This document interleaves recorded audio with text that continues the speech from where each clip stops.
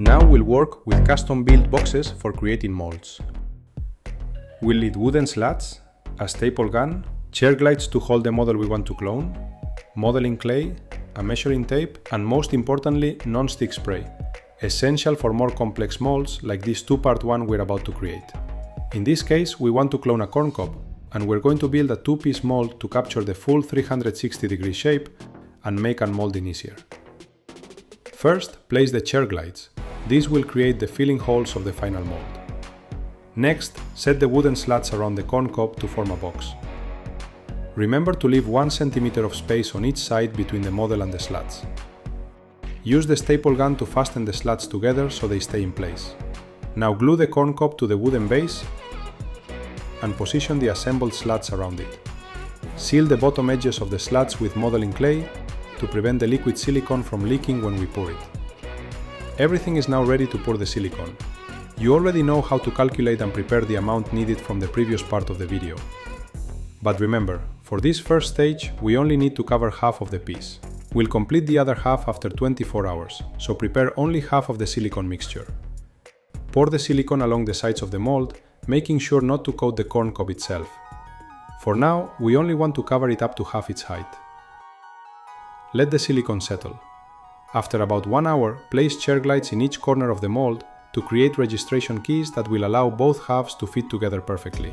This prevents the mold from shifting while you work with it. Now let the silicone cure for 24 hours.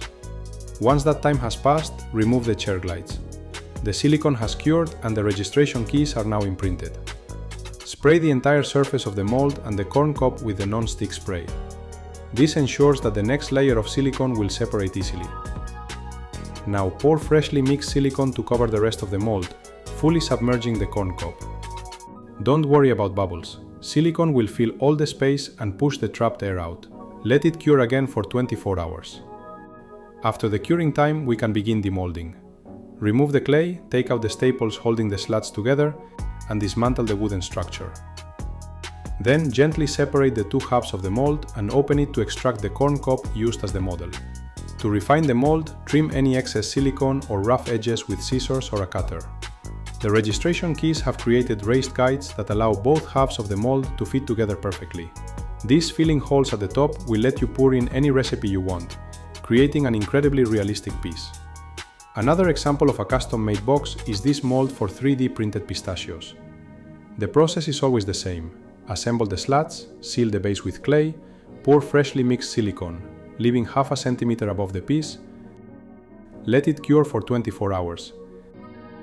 Then demold and clean up the edges by removing any excess silicone.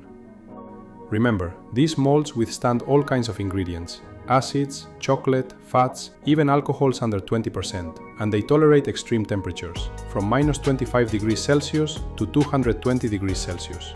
As you can see, the possibilities are endless. You can create molds in any shape and take your recipes to the next level. Dare to experiment, and let your creativity and mold work their magic.